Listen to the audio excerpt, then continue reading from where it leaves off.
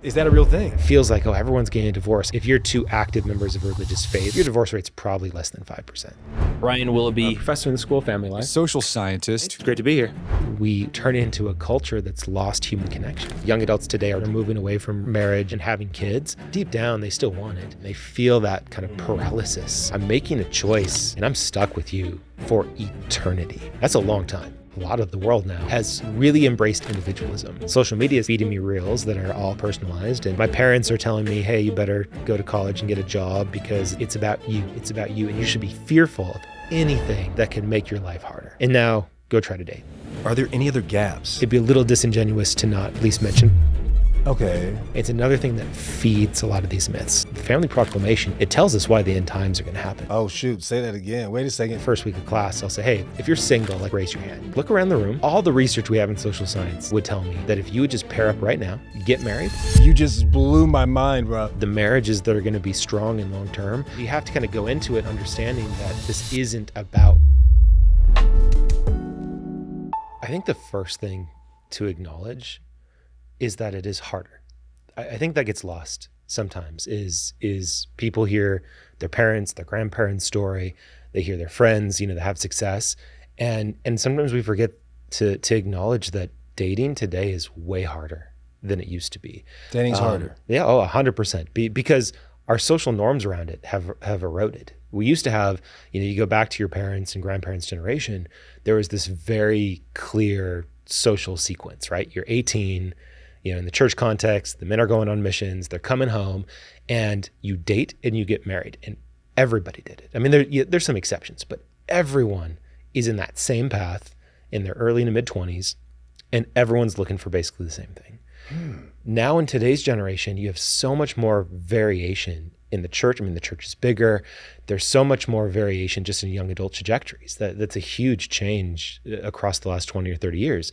You can go to college, you can go to technical school, you can start a job. There's all sorts of different paths in life. Choices. There's all these choices, and relationships are no different. Now there's this sense of, I don't have to get back from my mission and get married within a year. I could go to school, I could do this, and particularly with the gendered aspect of women being in education, having more career opportunities, it just creates a lot more complexity. And so what that means is that now what used to be this very standard, everyone's kind of going through the same couple steps. Now, I mean, just a simple illustration of that is now in the church, if I'm 23 and I go on a date with someone, I don't know what they want in their life. I don't know if they want to get married. I don't know if they're dating for fun. I don't know if they're going to be on the other side of the planet for a job in the next 6 months on an internship. And so now I have to take this whole part of the early dating phase just to figure out, are we even on the same wavelength? Right? That's a whole different thing that your parents didn't have to worry about. So I think acknowledging that it's harder is the first thing, right? Because sometimes that's an important validation for young adults because they feel like, man, It is harder. my parents, they met in their singles ward and they dated for 3 months and they got married. Why is that not happening for me? So it is harder. I think that's the first thing to acknowledge. But then I think the other big piece where some of that frustration comes in is that, and I'm sure we can get into some of these specifics, but the best way to summarize it sometimes is that dating feels like it's something that happens to me rather than something that I can do. I think we've lost a sense of agency. That's deep. When it comes to dating. And that's, again, because of a lot of different factors, but that's, I think, where a lot of the frustration comes from, because it feels like I'm doing a lot, but then when I talk to a lot of young adults, not that they're not doing things, but there is this sense sometimes that I'm doing things in the sense that I'm putting myself somewhere. Mm-hmm. And then the person that I want isn't coming to me. Rather than, like most things in life, taking charge and saying, hey, I have agency. I'm gonna take this thing and I'm gonna make it what I want it to be. There's less of a sense of that with dating, which is interesting because a lot of young adults have that with their education, with their career, with these other things like, hey, I'm gonna be proactive. I'm gonna get that internship. I'm gonna make this connection with this company that I really wanna work on with. I wanna do this study abroad. We have a rising generation that's great at taking charge and taking opportunities, but then they don't do it with dating.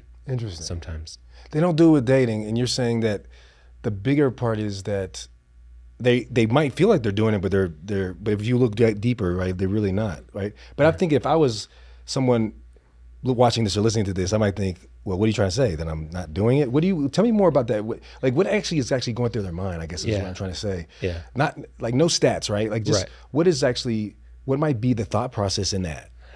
I think, so I'll give you an example. Actually, this happened this morning. Is I got an email. I get this question all the time. It's basically, I'm dating someone, but I'm worried about divorce. So I'm really scared about moving forward with this person because I'm worried it's not going to work. And I think that's a great illustration, because what I always answer that question with is, let's actually talk about why divorce happens, because that question implies that divorce is something that happens to you. Oh, like okay. I've chosen poorly. Like this person that I'm dating is this finished product, and our relationship is whatever it is when we're dating. That's what our marriage will be like. And so I'm scared because I see these flaws in our dating relationship that will lead to a divorce. And I always have to kind of reverse that thinking and saying, you understand that a good marriage, and then conversely a bad marriage that could end in divorce, that's something you create with another person. You have agency in the dating process to create a relationship with someone, and no relationship is perfect. And so the healthiest marriages, you go talk to someone who's been married for 20, 30, 40 years, and they will very clearly tell you, my marriage is not perfect. And we went through this, we went through this, we went through this. And the one common denominator with all those marriages is say, and we figured it out. We worked on it. We worked on our relationship, and we built something together. And so I think that's what I mean is it's not that you're not going on dates. It's not that you're not thinking about relationships and you're not actively engaged in the process. But sometimes what's lost is the idea that I can create something with someone. And that's what I'm looking for. I'm not looking for someone that is perfect. I'm looking for someone that frankly has maybe some core values with me and is willing to work. Interesting. So this idea, this mindset that people have, I think it's an expectation thing is what I'm hearing you say. The expectation is that we'll just show up. I have me, they have them, and then I'll keep being me, keep being them. But the real truth is that the way it's designed is you're supposed to take those things and join them together and keep building them. Yeah. And it would create, so it almost becomes almost passive, is what I'm understanding. Like almost like a passive perspective, a passive approach to dating. And so it seems like you're doing a lot when in the fact you're kind of just hoping that it works and it never does. Yeah. You know what I'm hearing? Exactly. And again, where that's really grabbed our rising generation is because almost everything in their life is like that right now, right? There's a term I'm starting to coin and use a lot more, which is called on-demand relationships. On-demand relationships. Because so much of Gen Z, millennial, all of our lives, honestly, it's on demand now. You think about media, Netflix, right? I want to watch a show, I find the show. I want to find something, a question is something, pop up Gemini, ChatGPT, hey, what's the answer to this, right? Almost everything in my life is on demand, when I want it, how I want it. And so it makes a lot of sense that when we go into dating, we want it to be the same way, right? Again, even look at most dating apps, right? They're all designed to be on demand, whether it's swipe or profile, right? As I'm just swiping through profiles, I'm looking through things, I'm trying to find that person that just sticks out to me, that grabs my attention. And then when we start talking, it clicks, right? It's all based on this idea that I want this, I have this picture of what I want in a relationship, and I want it to look like that right away. And then the reality is relationships don't work like that. They work on this foundational concept that you are building an eternal relationship with someone. Just like you're working on yourself eternally and you're not perfect, you're going to spend your life building something with another person. So it actually runs very counter to everything else in our culture. And I think, back to your original question about, well, why does it feel so frustrating? It's because dating is completely different than almost everything else in your life. It's right now. The natural side of it, right? Yeah. Like, it's almost like the on-demand side of things is not really natural. Like, I mean, even think about a real fruit in the ground. Like you plant the seed. I mean, every tree that you've ever seen, every fruit you've ever seen, it takes a while. It doesn't it doesn't happen right away. But I don't want to wait for it. But I want to go to the grocery store and just get it. In fact, I don't even want to go to the grocery store anymore. I want it delivered to me. Well, I just think that to your point of it's actually easier, and the fact that it's easier actually is what makes it harder. It's kind of like it's this paradox, right? Right. The fact that it's like we can have anything we want, and now with the invention of AI, can you even imagine what things are going to change to? Right? It's like you can literally attempt to make this connection with something that's not real, but it feels like it could be real. and you can have information of anything that you possibly want. Right. But the reality is in real relationships, you have to actually take the time. Right. You have to let the seed grow like a real seed, right? In the natural process. Like you look outside and I mean, that plant's fake, right? Okay. But things that last take a long time. The longer it, and it's like, if it's going to take a while to accumulate, it's going to last longer, I think, right? Yeah. And that's, another term that I think is relevant here and is sometimes a hard one for our rising generation is delayed gratification. Yeah. And that's hard because dating doesn't feel like that sometimes, right? Because you start dating someone and there is that immediate like, oh, this is fun and this is exciting. But then there's that natural, after you've been dating someone, whether it's a couple weeks, couple months, couple years, like, oh, well, now it's not as exciting anymore. And now I'm in the real kind of trenches of building something with someone. But all of our research says that, but if you hold on and you build something with someone in 20, 30 years for the rest of your life, you're going to have something real special. And there's a reason why for decades, it's been very clear that married people that have been in long-term relationships, they're happier, they're wealthier, they're more satisfied, right? They find true joy in their life, just like anything else that we accomplish. Like, hey, I built this thing for decades in my life. That's what family really becomes. What you're telling me though, I mean, it really makes me even consider my own personal experience, right? When I got married when I was 28, right? And I thought that I was never going to get married. I mean, if you look at, just the cultural side of it, right? Yeah. People get married right off their mission, boom. Yeah. But I mean, for me, I just want to make sure that, there's people out there that be like, oh, these guys talking about how it's so this and that. It's like, man, listen, I got married when I was 28 and I was just like, dang, I don't know. I mean, I come from a multicultural family, right? My mom's white, my dad's black. I'm like, these girls, like, you're trying to date me. I'm like, they just want some chocolate. You know what I mean? They were just joking about it. But I'm like, man, I feel like I'm Costco, right? Yeah. They just want a free sample. You know what I mean? But I don't know. I just think that it really hits me of how the fact that I think that I kind of did have some of these expectations. I think that I did think that, oh yeah, they didn't want. Oh, okay. Well, I'm gonna move over here because it would be so painful. The rejection would be so painful, and my parents were divorced too. So, what do you think about that? I mean, how might that play a role into some of the thinking? Right? What's going on? Let's back to that question of what's going through people's minds. What are some things that are actually happening that we know of that could be factoring into this confusion? I think back to the fear part, because that is a big thing for a lot of people. There's the fear of making the wrong choice, and like we said, I think part of that is a misunderstanding of how much agency and choice you have in the relationship process. But I think it's important to acknowledge there is a lot of fear, and part of that does come from divorce, right? There is a lot more divorce than there has been in previous generations. Now, I always have to remind my students that, at least in the United States, divorce peaked in the 80s. It's been coming down since then. Partially it's because marriage is going down too, so there's less just marriages to get divorced.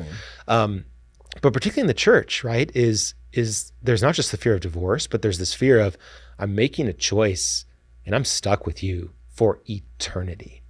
That's a long time. That's a long time. Pressure. Yeah. And again, you can't isolate that choice from all the other choices that young adults have to make today, because there's more choice they have than any generation's ever had. There's more choice about university settings, post-secondary education. You can go to a four-year college, but hey, you can go to technical college, you can go to community college, you can go to this job sector. By the way, plumbers make a lot of money, electricians make a lot of money. There's so many choices for them about what they can do that they already feel a lot of anxiety and fear about making wrong choices in that, like my career, my life, my identity, right? I have to make all these choices.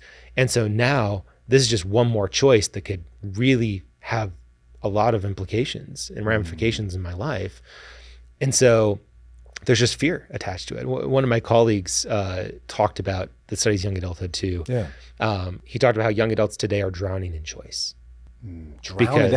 Think of that juxtaposition, drowning in choice. Yeah, and it's almost this kind of metaphor of like, there's, I'm in the ocean and I could go any direction and I don't know which direction to go, so I just kind of get paralyzed and just sink, right? And I think that encapsulates a lot of how young adults feel sometimes, where they feel paralyzed by fear and anxiety, and that's in all aspects of life. But I think dating is another one. Is I talk to so many young adults that are paralyzed. They're like, I want to get married, I want to have a relationship, but I've tried to go on dates and it doesn't go well, or I'm worried about this, and I don't know where to start.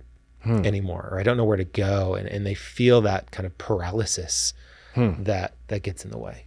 Well, and then to put it to that point, so you have both people feeling the same, right? Yeah. So let's say Tim likes Sarah, and Sarah's like, I like Tim, but I kind of like Kevin and James and Tyrone. I don't know. Like, I like all of them. Yeah. And so he's insecure about it. You know what I mean? So she has all these choices. So does he, which then it's like, well, maybe not now. So then we can just postpone. Maybe something like that's happening. Yep. I don't know. Yep. Because then you add the element of now you have access to so many more people than you ever have before. Most people, a vast majority of people are going to meet their future spouse online now. Yeah. That's, it used to be church and family and friends, and you're kind of restricted on who your parents knew, who was in your ward. You can meet somebody in Italy. Yeah, but now you can meet just about anyone. And that does two things. One is, like you said, is it creates this kind of perception of infinite choice, which no one is going to be the perfect person, but maybe that's the next swipe. Maybe that's the next person that I'm going to meet online.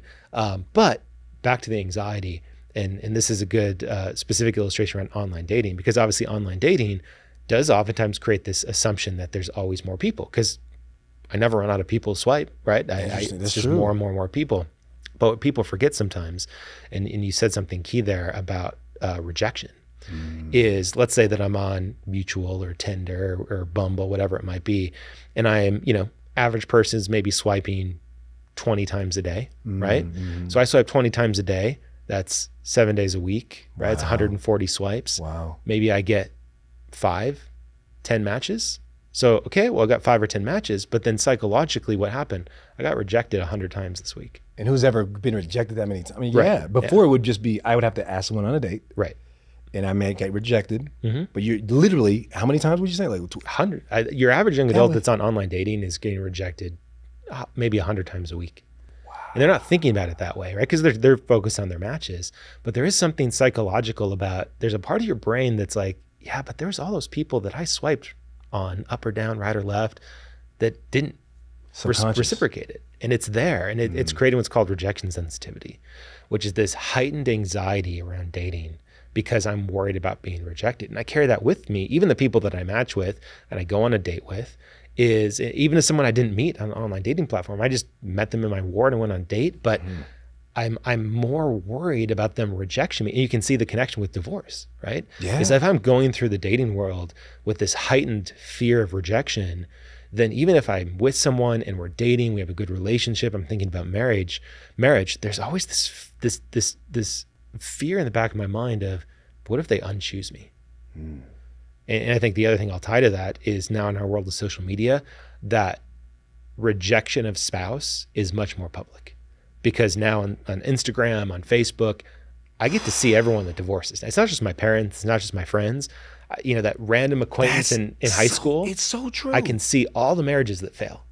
And it again creates this kind of this myth almost of, well, it's everywhere. It's everywhere because I see it. It feels like I see it everywhere, when in reality, you just see much more of a much larger group of people than we have in previous generations. So they see it more. So maybe they're more like, oh, well, it's more, even though it isn't happening as often, could it be have an effect, right? Of, oh, that's happening more than it really is. So then I'm more open to the fact that it could be true for me. Exactly. Yeah. Back to that question, like I said, I got this morning that I get all the time about this. I'm worried about divorce. Is usually the first thing, one of the other things I'll do is I'll point out that, hey, a lot of times it's college students at BYU that I'm talking to. I'm like, hey, just so you know, 2 college educated people get married, their divorce rate's like 15%. And oh, by the way, if you're 2 active members of a religious faith, so it means you have core underlying values, your divorce rate's probably less than 5%. Wait, statistically. Statistically? Yeah. Right now? Oh, yeah. If you were, what's the first one you said? Just college education. If you're college educated. That's a huge buffer to and divorce. You get married, 15% likelihood. Yeah, 15, 20, somewhere in there. Somewhere in there. And then if you have the same, say, what was the second one? So if you're 2 religious people of the same faith, which means you have the same underlying values and kind of core identity around that. You're also, by the way, doing a lot of joint behaviors around that religious faith. You're going to church together, you're going to the temple together, praying together. So you have religious rituals. The data that I've seen suggests that divorce rate's probably close to about 5%. Is that in that demographic or just generally? Just generally, yeah. Just across the United States? Yeah, because what you're doing is you're basically giving yourself like the most powerful buffers against divorce, which is college education, which means you're going to be financially right? You've got financial resources, there's critical thinking skills, there's kind of those elements that go into college education. Also probably means you have better family support on average. Again, these are just kind of broad statistics. But then that religious value piece is actually really big, because one of the strongest buffers against divorce is just two couples that think the same way about the world, and two people that are active in the same religious faith tend to do that. Yeah. So the point of that is, we hear these numbers sometimes and it feels like, oh, everyone's getting a divorce. I know this story and this story, and I hear these 40, 50% of marriages in divorce. I'm like, yeah, but part of it is educating. Is like, you don't really understand what most of the United States looks like. There's a huge chunk of the United States that's in poverty, in bad situations and criminal history and all this stuff. And that's not you. Interesting. Right? You're an active Latter-day Saint with a college education and a good job. You're probably fine. This makes me bring up the idea. I mean, it's not exactly the thing you're saying, but the me marriage perspective that you mentioned a lot in your paper and even in your book.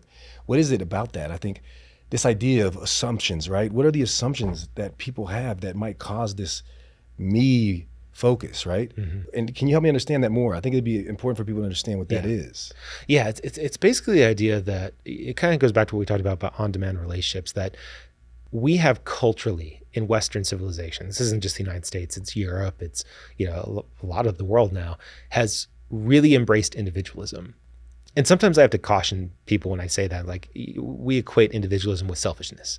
Okay. And there's an element of it that's you're saying they're not the same? They're not necessarily the same. Okay. Individualism is just culturally, we have valued the individual. That's why so much of our culture in the United States has been now on demand and Uber Eats and customization. And, it's because, and really the easy way to see that is you just contrast it with a more communal, collectivist society, like a lot of Asian cultures, right? If you go visit Japan, you go visit, other cultures, is all of a sudden it's like, hey, everyone's like really into like intergenerational stuff, and everyone seems really polite, and they're willing to get out of your way when you're walking down the street. They take care of their parents. Yeah, they take care of their parents. It's because their culture is very focused on the other and how we work together as a community.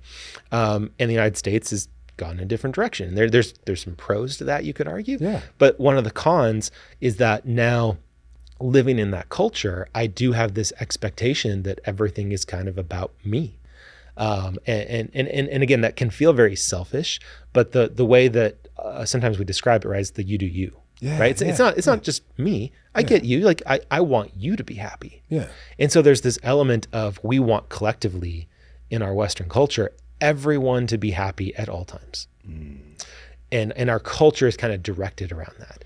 And then the problem though is that, so one of my mottos when I teach preparation for marriage is, just because you love someone forever doesn't mean you like them every day. Ooh, that's good. Say it again. Yes. So just because you love someone forever doesn't mean you'll like them every day. And I have to use that all the time in my class, because I have to help students understand that a good, healthy marriage isn't about my happiness. I can be in a really strong marriage, and there could be days, weeks, maybe even months where I'm not happy. And I'm maybe I'm not happy because my spouse isn't focused on me, because my kids are doing something, because, whatever it is. But that's not what a healthy marriage is. A healthy marriage is much more long-term. It is much more about my family and my spouse. Now, to be clear, if it's been 2 years and I've never been happy in 2 years, it's probably a problem. Yeah. Right? Because your average marriage is going to cycle. There's going to be maybe a month or two where I'm struggling, I'm not very happy, but then there's going to be 6 months where I'm super happy. Or I feel very fulfilled because I'm going through something and my spouse has been there for me for the last couple of weeks. And so you have to kind of go into it understanding that this isn't about me anymore. And that's hard. It's another countercultural thing, because so much of our culture is all about you. And so that's that me marriage piece, is that right now we have a generation that's trying to wrestle with, how do I still have a healthy marriage? How do I still have a marriage that's about sacrifice and thinking about my spouse and eventually kids, in a culture that is very focused on me? And how do we make that work? And so back to what we said before about relationships are harder now. I would argue marriage is harder now, because the marriages that are going to be strong and long-term, they have to have this element of being counterculture. If, like, we got to find a way to work in a culture where both of us want to maximize our personal happiness, but then be in a relationship where that isn't necessarily the focus all the time. Well, sacrifice is what I mentioned. I don't know if we said this beforehand or when we were rolling, but that's a huge part of it, right? I think the assumption that I'm going to continue to live the way I always lived is not going to happen. I mean, it's that decision that once you get married, we're talking about a huge sacrifice commitment that's going to be a long time. That once you make that choice, and especially to have, not just to be married, but to have children when you're married. I think that's what we were saying before, right? Yeah. That I think that's a huge commitment to make, right? Yeah. But I was going to say, in the church context, it's fascinating because I'll turn this on young adults sometimes, is why do you pay tithing? That's a sacrifice. Yeah. I'd be richer. I'd have more things to do with my kids. So I'll turn to you. Why do you pay tithing? Why do I pay tithing? To me, I pay tithing because it's really more of the covenant relationship. It's a way for me to tell God that, look, you made the entire earth, you made the entire world. I can trust you more than I can trust money. Good. Because you make the money. I mean, money, God's going to show up and we're going to be like, hey, here's some money. He can't do anything with money. Yeah. But what I can do, it gives me an ability to have assurance that that trust is still there. Good. You know? And why do you obey the word of wisdom? Because you're giving something up there too. I believe in something up there too. I think that, the word of wisdom to me is more about revelation to me. Yeah. And I think it does get twisted about this or that, and you can't do this and you can't do this. It's like the things that I put in my body affect my spirit, you know? Right, yeah. So in both those cases, right, is you understand that there's a sacrifice involved. Yeah. And I sacrifice something because there's something better on the other side with that covenant. And I bring those things up because members of the church, young adults, like they get like, oh, that's easy. Yeah, this is why I pay tithing. This is why I obey the word of wisdom. Like they have those answers kind of in their head. It's the same. But it's the same thing. It's like, well, then why would you be willing to sacrifice in a marriage? For the same reason, because there's a covenant relationship that I understand that when I trust and I give of myself, there is something unique and special on the other side. And I think just sometimes they forget that element because again, back to those two things is we like to be very countercultural with tithing, word of wisdom. We kind of wear it as a badge of honor. It's like, like I'm different. I don't drink coffee. I don't drink tea. It makes me unique. It makes me special. I want to talk to people about that and share the gospel. It's like, we're in a world now where you have to be the same way about dating and marriage. It's like, I'm different. I'm unique because I'm willing as a young adult to sacrifice things in my life, whether that's, ideally I'd moved to New York for this job, but maybe I moved to South Dakota because that was what was best for me and my spouse in our career. I'm willing to do that because I get something more out of this relationship than I would have gotten if I moved to New York for myself. And more would be that sense of joint purpose right now and in the future, that now I have that. Really, I think it comes down to just the core basic human need of connection. That a lot of us have experienced it in one way or the other, was with our family or with a romantic partner at one point in our life. And both of us are married. It's just that sense of stability. I think that's really what it comes down to is the sense of stability and security that comes from the fact that I know I've got someone that's got my back no matter what. And even if I am going through something or they're going through something, there's something powerful about that is really reassuring. And I think it's the same thing with tithing, these other covenants that we make, because we know God has our back. And that's what's unique. I point this out to my students. The marital covenant's the only covenant you make with God and another person. And see, I think we sometimes forget that, right? Mm-hmm. Why is that significant? I'm understanding, it seems like you're saying that's significant. Why would that be? I think it's super significant. I mean, just doctrinally, it's why marriage is essential. Well, because I get that question a lot, why do you get married to go to the celestial kingdom and exaltation? It's because we're commanded to be perfect. We can't do it by ourselves. We need another person to be perfected with. And that process then is why that covenant is so important, because I'm not just making a covenant with God, I'm making a covenant with my spouse, and it just changes the way that I approach things. It changes the way that I interact with my spouse, because she's not just another person. She's we don't say the words through sickness and health in the sealing ceremony, but it's the same idea, right? Like, no matter what I'm going through, no matter what you're going through, I've got your back. And there's that promise and that commitment that makes that relationship really unique. Ooh, this has all been good. I mean, so far, look, the thing that I'm learning so far the most is it seems as if we can't choose, and we almost kind of put that to the side, like we can't. Right. And a lot of that's founded in really fear. It's founded in a lot of the, I don't know, these assumptions of, this was this way for me as a kid, and now I can't do that. And it's like just opening up and just waking up and just saying, no, I can choose. I can decide. I can choose what I want to have. I can intentionally, I think is the word, choose a spouse. I have to put more time in. I'm just trying to think of, how would this be landing for people that are out here watching or listening? Yeah. There's a young man or a young woman that's, sitting on their couch right now, maybe on their dorm room bed, right? And they're thinking, yeah, I still don't get it. I'm still lonely. Yeah. I'm still here. Yeah. What might be something is there anything else that we're missing? I'm going to separate that into two things, because I think there's maybe two people on their couch thinking that, right? So on the one hand, I'm going to say there's the person that has been dating, been in relationships, getting stuck in different parts of the process, feeling, some of that anxiety and fear. I think with that person, like you said, it goes back to really embracing the idea of agency, that you can pick. Again, another example I give my students sometimes in the class is, I teach preparation for marriage. There's a lot of students that have, frustrated in the dating process in that class. But a couple times, and usually the first week of class, I'll say, hey, if you're single, like not in a relationship, raise your hand. About half the class will raise their hand. And I'll make the point, like, look around the room. It's about 50-50 men and women. All the research we have in social science would tell me that if you would just pair up right now, get married, you'd be perfectly happy. Woo! Hold up a second. It's almost like they're like kind of putting it into perspective. They're like, so you're saying that I could just choose right now, somebody here right now, but then why don't they? Why don't they choose? Because what they'll tell me is, so wait, you're telling me to settle. Ooh. That's what they'll say. You're telling me to settle because, I could date that girl over there. I could date that guy over there, but we think a little bit differently politically. Oh, he comes from a divorced family. So it feels like they're settling. And so that's the switch mentally. It's like settling implies you're done. That is only getting married. Is that what you're saying? Yeah.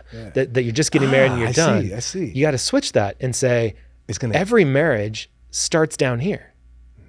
Or every relationship starts down here. You have to build it up. And whoever you pick, you're going to have to work on different things. It might be communication. It might be history with pornography. It might be you struggle with depression. Whatever it is, you're going to have your things, right? Yeah. Your stuff. Yeah. But as long as, again, what we said before, as long as both of you have the mentality of we've made a covenant, we're going to work on it. We're going to use God. We're going to use Christ. We're going to use the atonement. We're going to work together.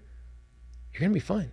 I think that it's like almost like, when I was thinking about this beforehand, it's almost like the confusion between fulfillment and freedom. Yeah. I want fulfillment, but I also want freedom. It's like, well, wait a second, What do you think is the difference between the two of those, right? Wait, what might be, like, what is the byproduct of that confusion? If that's what it sounds like you're saying, right? Yeah. I think it ties back to what we said is it's back to that on-demand thing, is like the idea of when they say settle, what they really mean is that there's someone that's not fully fulfilling to me. And I think it's a misunderstanding of what fulfillment means. It's not happiness. It's not serenity, right? It's not this idea that I'm with you and I'm never upset and we never fight.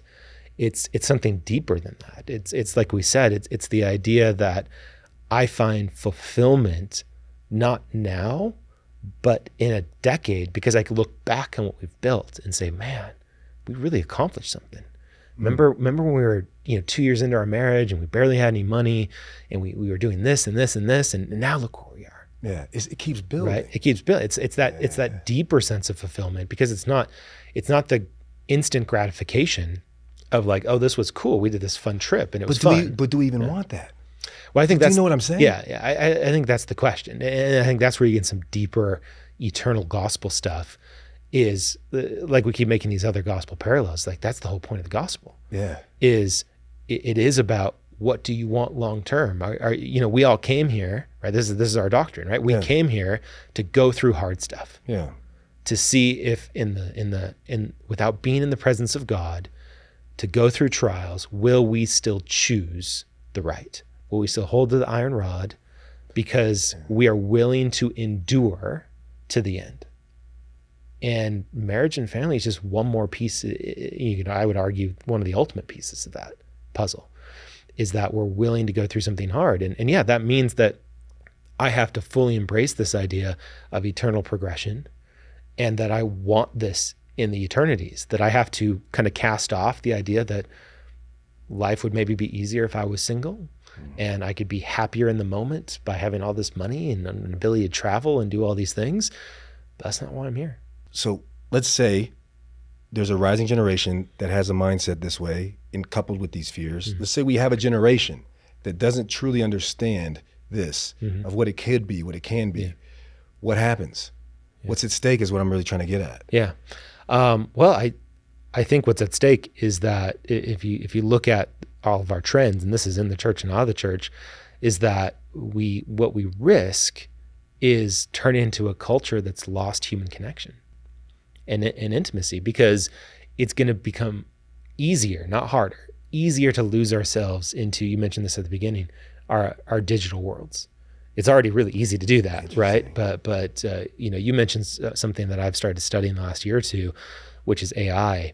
And I think it's going to be a game changer. AI companions already are really grabbing the attention of young adults in their 20s. Already. Yep. I Like what are we talking? I did a study last year. It suggested about 1 in 4, 1 in 3 young adults are already actively engaging with romantic AIs. Romantic AIs. So that's different than just a companion, Yep. Hey, what's up? Yeah, like, that's AI girlfriend, boyfriend type of thing. They're already a good portion of our young adults that are experimenting with that. The platform, and there's some social psychology research that suggests that they're very good at creating emotional bonds. Because then when I share that, people are like, oh, why would anyone want that? It's like, well, but think about it, right? Think about if I'm your average single young adult, how much of my interactions, even with romantic partners, is already through my phone, through direct messaging, through texting, through video chats. Almost, a huge chunk of my interactions already like that. And now that we have generative AI that can mimic that, both pretty in text and voice, then what's the difference? I know it's not real, but it feels real to me. So I think that's just going to become one more thing that's moving us away from this. And it's at the core, and I'm obviously biased as a family scientist, but if you want to get kind of doom and gloom about it, sometimes I'll joke, but it's not really a joke to my students. It's like the Family Proclamation. You go to that last section of the Family Proclamation, it tells us why the end times are going to happen. It says that all the calamities foretold by ancient and modern prophets will happen because of the disintegration of the family. Wow. And so that's the direction that we're heading. You just blew my mind, man. Straight up. It's just, I can just see it in my mind of just like, oh, so do we have a huge responsibility? Yeah, because I think sometimes we read that and like, oh, it's because the family's under attack. It's like, no, the family, there's no connection. Satan's much more subtle than that. It's because people are going to stop choosing families, because that's the gift, the ultimate gift that God, that was Christ's plan. I'm going to give him a choice. That's what he's going to use. It's like, hey, use your choice, choose to be by yourself. Now, you just blew my mind, bro. Yeah. Because it's so clear, it's so simple, and it's so subtle that people now, the idea that it's so simple, it's so easy. I'm lonely. I don't want. Okay, here's an AI that's so real. I can connect, and so I choose to do that. But it's not. It's never going to be enough. And so then it's like this cycle. Then it's now you're still lonely. Now you need more. Then you're still lonely. Now you need more. And now people don't choose. Now there's no one getting married. The marriages are gone. They're in a marriage, and now it's deteriorating because of that. They're choosing that instead of their real wife or real spouse, real husband. Wow. And I want to go back because I mentioned 2 groups before, and it ties in. There is another group out there that's probably listening to this that's saying, hey, hold on. I'm trying. No one's picking me. I'm on the apps. I'm putting myself out there, and I can't find someone. And I think part of the issue is it ends up in the same place, but the mentality is a little bit different, because now it's not this kind of all about me mentality. It's more of a self-worth, because what happens is, sometimes I have to remind young adults that like dating is not just effort, it's also about repetition. Anyone that's been successful for the most part in the dating world knows that, man, how many first dates do I have to go on? Yeah. Over and over and over again. And it's monotonous and it sucks. But sometimes if you're that person that's like, I keep trying and I can't get past the first date, or I can't find someone on the first date, the answer is you just gotta keep going. And sometimes there's little things that you can do. But then there's that rejection fear, right? Yeah, but there's that rejection fear. And the self-worth thing, I think, ends up filtering the same way. Is now I'm choosing to not engage, not because I want to go on trips and do all this, individual gratification stuff. It's because I don't feel like anyone wants me. But I want to hit on this for a second, because I was thinking about this weekend, and I was studying in Matthew chapter 16. And because I think identity is a big, huge core to a lot of this. And a lot of us, the way we see our identity in the world and to see our identity for ourselves, they might label themselves as, I'm single and I haven't been doing this for a while. And it's interesting, because I was studying Matthew chapter 16. It's when Peter says, Jesus asked them, basically, who does the world say that I am? What does the world say about me? Yeah. Like, some people say that you're John the Baptist, some say Elias, one of the prophets. And then he says, who do you say that I am? Yeah. And then that's when he says, thou art the Christ, the Son of the living God. Yeah. Right? Yep. And then he says, blessed art thou, Simon Bar-Jonah, for flesh and blood hath not revealed it unto thee, but your Father who is in heaven. Yeah. And to me, this just really hit me, that we are looking to the world to know who we are, to who to date, to the map of how it's supposed to be. Yeah. But really, it isn't until we truly look to him that we can truly know who we are. You know what I'm saying? Yeah. And so when we misplace that, when we put that to the side, it feels like it makes this more. So now my worth is how many dates I got on. Right. Now my worth is how many people didn't reject me. But I feel like without that foundation, it's almost we go outward but we need to go inward to him, right? Yeah. Does this make sense what I'm saying? Yeah, yeah. And the hard part is that the cycle there is that one of the main factors that makes someone successful in the first couple dates is confidence, right? It's not your looks. I mean, hygiene's another, I guess, part of it. But it's not your communication skills, it's not what you do, it's not your work, it's not how much money you have. It's confidence, particularly for men. But women too. Tell me more about that. In what way? It just, if you're on a first date, second date with someone, right? And you're asking like, what's attractive? What makes me want to engage with someone? It's confidence, because what confidence does is it makes someone engaging, right? Is they're not sitting there at dinner kind of fidgeting and awkward silence. They're not guessing. Yeah. There's just this sense that, hey, like, you're a confident person. But if I'm that person that, like you said, has lost my sense of eternal identity or self-worth, then that's oftentimes the self-fulfilling prophecy they get into, is like, hey, I'm going on this date. I finally got a date, or I've been trying. It's been 3 months since I've been on a date. I finally have a date, but man, they're probably not going to like me because and it comes out. Yeah, and it comes out. So then they're on the date and they're tight and they're fidgeting and stuff. And so the person's like, yeah, I don't want to go on a date with you, not because of how you look, but because I couldn't connect with you. Well, life's already hard. I got to maintain yours and mine. I don't know. Maybe. But what is confidence? How would you define that then? I think it starts with kind of what you were getting at, right? Is the beauty of the gospel is that we have our confidence that can start with understanding that we're divine beings, right? And that we're all divine beings. And I think that's hard sometimes for young adults, is to look at themselves in the mirror. They're on social media. They're like, man, I don't look like these people. I don't have the physique. I don't have the whatever it is. But at the end of the day, it doesn't matter, right? Because you're a son or daughter of Heavenly Father. Like, you are divine, and you are just as divine as every other person on your street. And so truly embracing that divine identity means that when I'm in a dating situation, I can just be myself. Because that's kind of the key. It sounds like an oversimplification, but so many people are not who they really, really, truly are on the first couple dates, because they're worried, if I'm truly who I am, you're not going to like me. So I project this what I think you want me to be. But then if I'm not confident, if I'm not self-assured in that, I don't really know how to act like the cool kid, whatever that is in my head, it doesn't come across, right? So it's just confidence, I guess, like I said, it's just being yourself and being willing to be yourself in a dating situation. I think they can be confused with authenticity, right? Authenticity, sometimes I feel like it's kind of, it's kind of one of the buzzwords, right? But,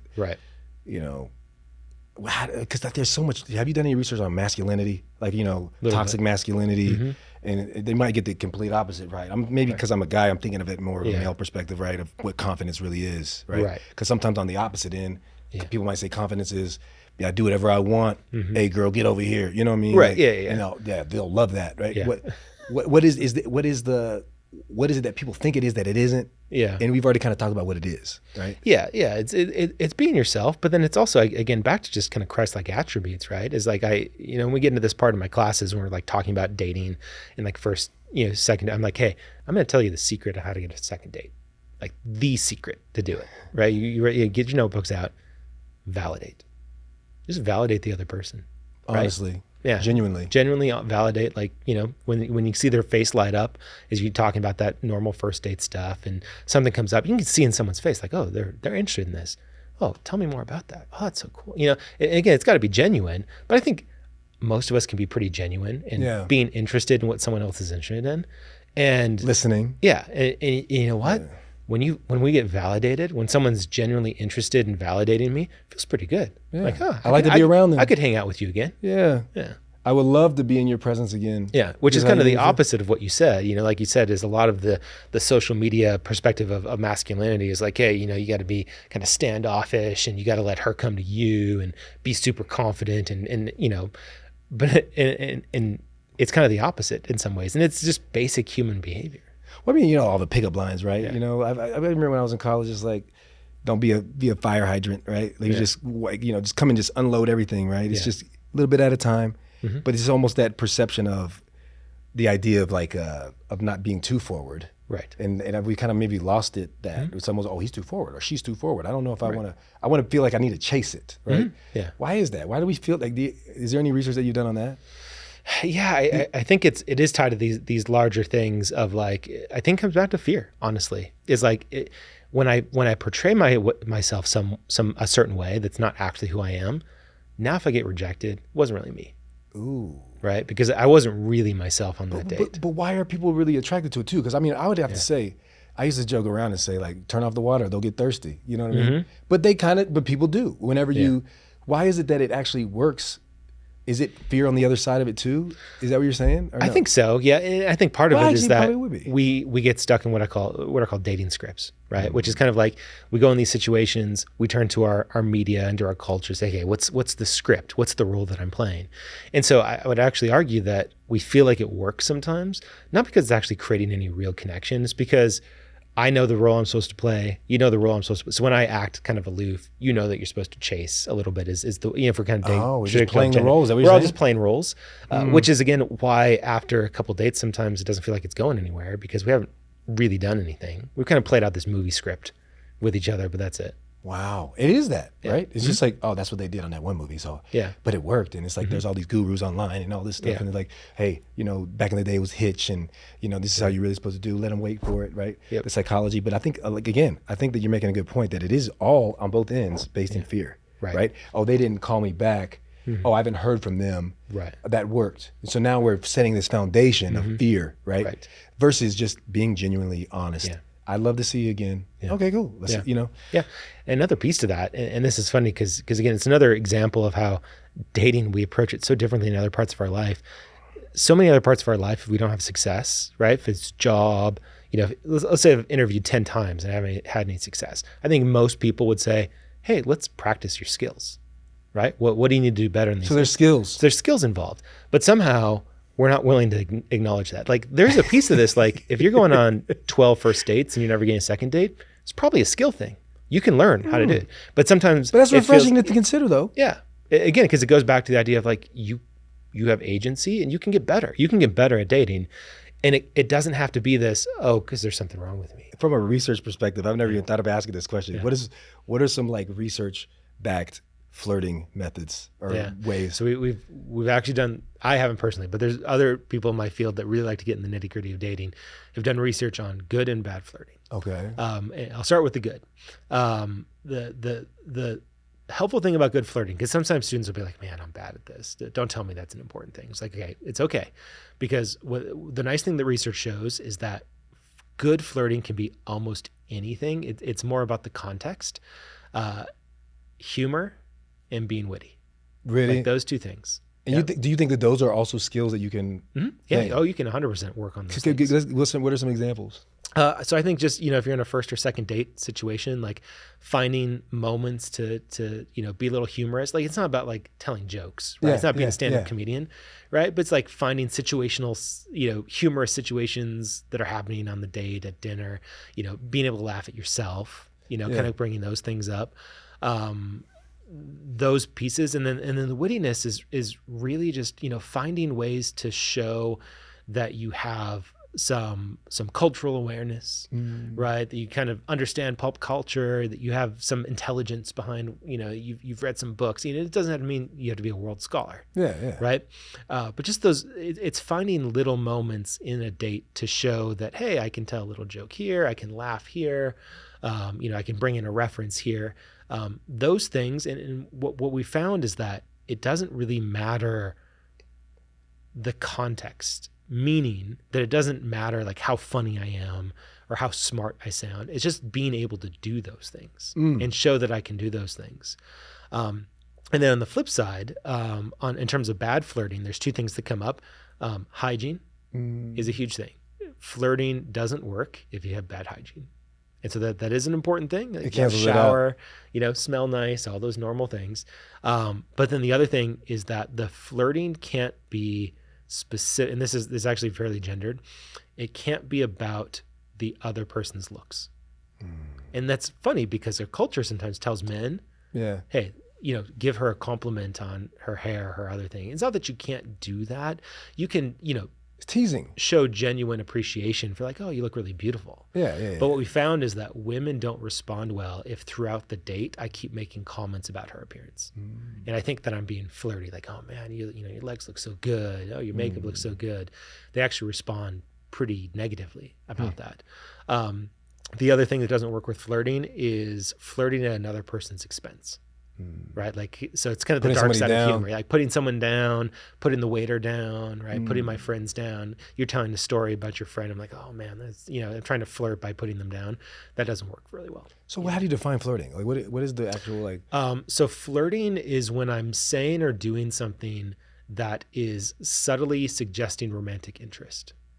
So I'm not overtly saying passive. It's more passive, right? So give me an example. I mean, I was just like, what could just an example of what that looks like? Because I think that some people might be thinking like, I kind of get what he's saying. Yeah. See, it's context specific, so it's hard to come up. And I've been out of the dating game for a long time. But it'd be something along the lines of like, you're on a date and they're sharing a story about something that happened, with a friend or something. And let's say they say something like, oh yeah. And I did this thing and it was really good. Or my friend really complimented me. And you say something like, oh, I could see why they'd really like hanging out with you. Oh, yeah. Right. Yeah. So it's like little compliments, little things like that, and it's eye contact. That's a good example. That's a good It's example. eye contact. It's the subtle nonverbal way that I'm saying it. Well, I just know when I was in college, I would always, if I wanted, like, I would always try to tell girls, guys are so dumb. Yeah. Like, if you want them to talk to you, you don't even have to say anything. Just let them catch you looking at them. Right. And then look away. Right. Because it doesn't have to be verbal. It could be yeah. But then they'll be like, do I know you? Like, guys are dumb enough to be like, do we know each other? Yeah. Right. It's like, I think that's a way of flirting. Yeah. What, any others? Any other ways? Any other skills? I think on early date, obviously when we get into a dating, there's a lot more kind of relational process stuff about like emotional empathy and things like that. Interesting. This is so important. Yeah. Because I think that people they've like canceled themselves out. This is never going to happen. When I think that just understanding, this is a skills thing. Right. Yeah. I can do something about that. You know what I mean? Yeah. I think sometimes another skill that back to first and second dates that's there. 'Cause sometimes we don't think about skills as mindsets, but skills can be mindsets too. And what I mean by that is, I've done some dating coaching before, and one of the big things it seems like a lot of guys need this advice, but women too, is when you're on a first date, your goal is to make them want the second date. Instead of me evaluating. That's the opposite. Yeah. Because a lot of times you go on the first date and I sit back, I'm like, hey, do I want this? Yeah, do I want this or not? And it's what we call rejection mindset.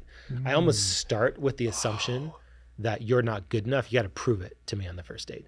Instead of, I'm going to spend my whole first date trying to get you to want the second date with me. And what does that look like? Well, now that mindset is going to feed into these other things, because now it's like, I'm being attentive to you. I'm validating you. I'm figuring out what you are more energized talking about rather than what I am. I'm trying to learn about you. I'm trying to make you feel good, right? And then it's tied to these little behaviors, like, maybe if I'm the guy, right, I'm pulling your chair out. I'm asking about what you want to do. I'm thinking about what you would want to do while I'm planning the date or on the date, right? So it becomes everything's centered on you. But this is life skills. Wouldn't you want this in any conversation with anyone? Right. that they would want to be with, they would want to have a conversation with you again. You know what I mean? Yeah. And that's a very specific first date thing, but it translates all the way, right? Because if I've been married for 10 years, one of the best things I can do 10 years in my marriage is still every day think about, what can I do for my wife today? What can I do for her? And you can forget that. Yeah. Yeah. I love that 7 days thing. Any other skills? What is the biggest one? What is the one that you think makes the biggest difference? In early dating or? Yeah, we're talking like, you ever heard of the Pareto principle? Yeah. 80-20 rule, whatever. Yeah. What's like that 20% that makes the biggest? I think we've mentioned a couple of times, is the validation. The validation. Because validating someone, right, which I guess we can talk more specifically, it's about making them feel like their opinions and thoughts matter, right? When you do that verbally with another person, right? So they're telling a story or they're expressing a point of view and you're like, oh, I've never thought about it that way. That's really cool that you think about it. That's really awesome that you've been able to do that, right? Yeah. Our brains are designed to want that, right? Because it goes back to human connection. We want to be validated by other people. So every time you do that on a date, you're sending chemicals in their brain. They're like, I like this guy, or I like this girl. And so their memory of it is like, man, I like being with them. Right. Yeah. It's less about, that's the confidence. So they get part off the too. date and they're like, I want to be around that person again. They're not even sure why, but it's because you keep triggering this nice dopamine hit in their brain because you're validating them. How do we talk about this, right? Without the shame, right? Yeah. And I'd love to come back to this idea of the skills too. But because I think that a lot of times it's like, well, they're not doing this, they're not doing that. Yeah, you should do this, you should do that. I'm not saying you're saying that. Right. But I feel like under this topic, how do we really get into the depth of it without making it, how do we talk about fear without shame, you know? Does that make sense what I'm asking? Yeah. Mm-hmm. I think part of it is acknowledging the joint fear that we all have. I think it's just bringing it out in the open, right? Is acknowledging that we're all terrified, we're all scared, and we have similar fears. You know, imagine a first date where the whole conversation is just how we're both terrified about this whole process. Like I would argue like that's a really authentic, cool conversation to have on a first date. So I think that's part of it is that's the vulnerability. Losing the facade that there's some group of people that are super confident and have it, and then the rest of us don't. It's this concept that happens in many aspects of our life. We kind of assume, and social media feeds into this, we kind of assume that we're in the minority feeling this fear and anxiety. Yeah. Even though as we're talking about it, most of the audience is like, yeah. I know. Everybody on the first date is, even if you think that you are this or that, you're either faking it, and it's fake anyway, or I don't know, maybe it's the uncertainty because nobody knows. Neither one knows. Yeah. Let's call it fear or not. Neither one knows. So if you just call the moment, you know? Yeah. And I'd almost argue that the person's going into that 100% confident and not worried about any of these things might have some narcissism you don't want to date anyway. Oh shoot! Say that again. Wait a second. What is that a real thing? I'm being a little bit using some hyperbole, you know, but just, you know, the idea it's that natural to be. Yeah, it's just natural to feel some anxiety and fear and uncertainty in that situation. And so if you've got someone that's like, hey, because I would argue like someone who's coming in that first date that's 100% confidence almost has to have a little bit of an element of like, and I don't care what you think. Yeah. You pick or you don't, whatever, man. Just to protect themselves. Yeah, and that could be to protect themselves. And if they truly feel like that, then that's actually starting to get into some clinical narcissism because you're kind of closing yourself off to other people. But I just think that's so interesting to me. I've never thought of it that way, of that idea of like the role of like what you hear in the world, right? Or like movies. Yeah. It really sets a foundation of it's just fake. Yeah. On both ends, right? If I'm trying to overact and act like I don't care, but I actually do care. Right. Now we're creating this facade that isn't even the thing. Now we're in this relationship that wasn't even the thing. Yeah. Well, if you think about it, this is another kind of key part to it is if I'm a young adult or even a teenager, but let's talk about young adults. Where did I learn what dating looks like? Yeah, where did I see a date in my life? I don't go with my parents. I don't go with them. Yeah. And they were already married. Movies. And I would argue though, because social media now, romantic comedies have declined significantly. It's just how many? It's specific. It's social media, and in social media, what do I see in relationships? I see celebrities. It's celebrity culture, what their relationships look like. But then, honestly, for most people, their main information source of like what dating looks like. You didn't say The Bachelor. It's reality television. That's where most people. It's the only dating they ever actually see. You know what's crazy is they call it reality TV. It's not. Oh, yeah. I mean, then most TV shows that are reality TV are very much like, okay, let's get another shot, do that again. I mean, they really. Exactly. Yep. Yeah, They're it's feeding very lines and scripted. stuff. Interesting. But that's, and I bring that up because there's actually been some scholars that have said reality dating television is one of the most harmful things you can watch when it comes to dating. Wait a second. Really? Uh-huh. Just because back to scripts, right, and expectations is like you said, it's not reality. And if you think about it, they've actually done some content analysis, like what are you seeing when you see online dating? And it's funny what comes up. It's like, well, the thing you're seeing the most is women are objects, kissing, and hot tubbing. Those are the top 3 things. Like that's what You dating go to is. college, this is what it is. Yeah. Yeah. Seriously? And in a context where in almost all of them, it's you get this variety of people. And if someone says something stupid, does something mean, anything, they're gone. And I wait for the next person. And it's subconscious. We don't even realizing that's kind of what we do. Yeah. And we get enamored by it because it's dramatic, right? It's entertaining. But I actually do this in some of my classes. I'll pull up the Wikipedia page for The Bachelor and The Bachelorette, and they have this nice table and chart with all the different, it's like 26 seasons now. And they have this nice little color-coded table that says if they're still together or not, green or red. And it's red. So they don't work. Those relationships don't work. But that's what we see. And so even though we kind of understand it's fake and it's not reality, like I said, is we don't educate young adults about how to date and the skills and what it's supposed to look like. So they're just kind of left to their own devices, be like, well, I hope you figured it out. Wow. This is so interesting to me. Deception is so real. The thing about deception is you don't know it's happening, right? Because if you did, it wouldn't be deception. Yeah. And it's just a little bit at a time. What is it in 2 Nephi 28? That he guides you carefully down to hell. And the hell is disconnection. Right. And I think I've never thought about that till right now. Yeah. He just wants to disconnect us to each other and to God. Yeah. And what brings us to God is together with him. Yeah. Right? Because our covenant relationships are joint with him. Right. Right? Even as a community and in individual relationships, right? Yeah. But what about this idea though of I just think that the lies, right? What are the lies? What is this map that's not the real map that we think is the real map? Yeah. That culture is feeding us. We've already mentioned and alluded to it a little bit already. Yeah. How would you define that map that is not the real thing? I think the way I describe it sometimes is I like to kind of give people kind of a pyramid visual in terms of life, right? And what we've kind of been describing is kind of the pathway, right? The success pathway is relationships and marriage and family become this foundation of the pyramid, right? It's what I build the rest of the things out. It's why we actually have, and I have to be careful about this stat because it scares some young adults, is we have what we call a success window when it comes to when to get married in the life course that maximizes your success. It's about mid-20s, early to mid-20s. And I always have to be careful because then someone's, like you said, 28, yeah. Wait on it. It's you can be successful anytime. But the reason that window exists is because what it allows is it's easier to build that foundation, right? Is that I get married, I start my family, and now my decisions about my career, my lifestyle, my hobbies are all in the context of this relationship with another person. So I'm truly building my life with another person, right? If I look at my life with my wife, I've had to make a lot of decisions about my career, about my free time, about all sorts of things, but I've built it with her, right? So it's the foundational piece of my life.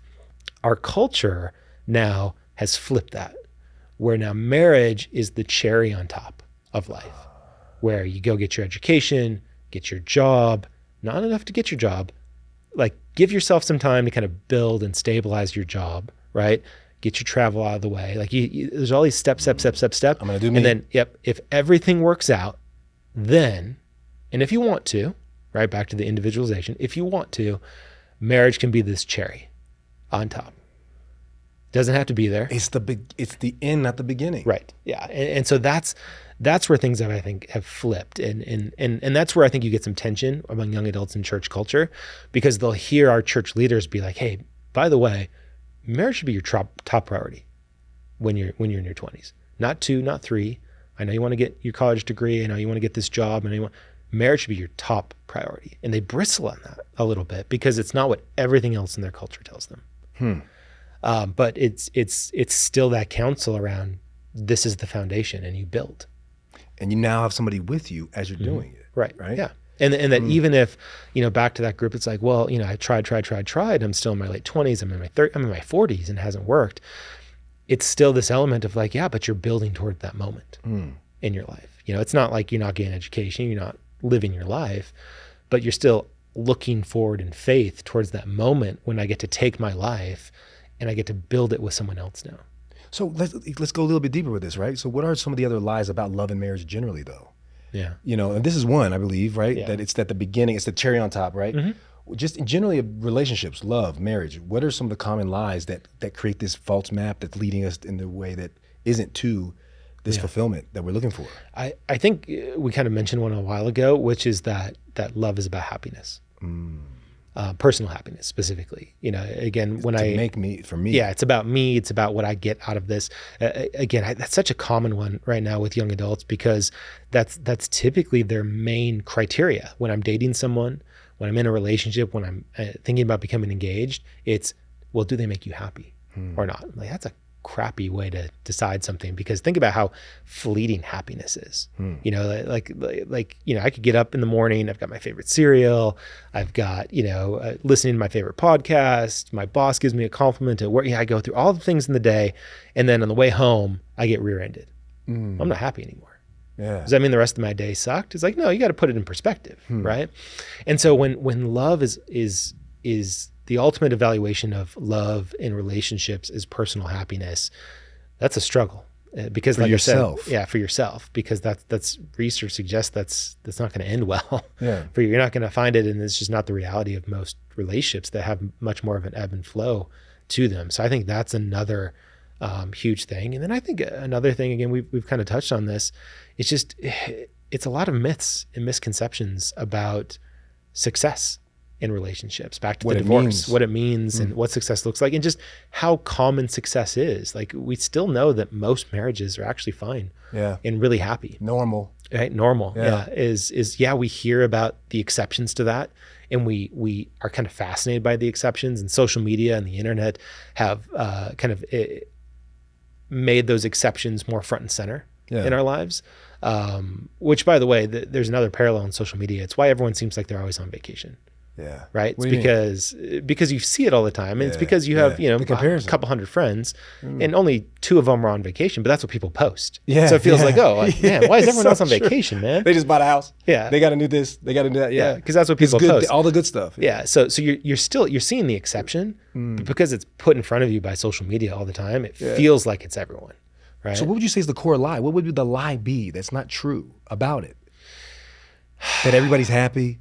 I think in this case, it's that at any moment it could end.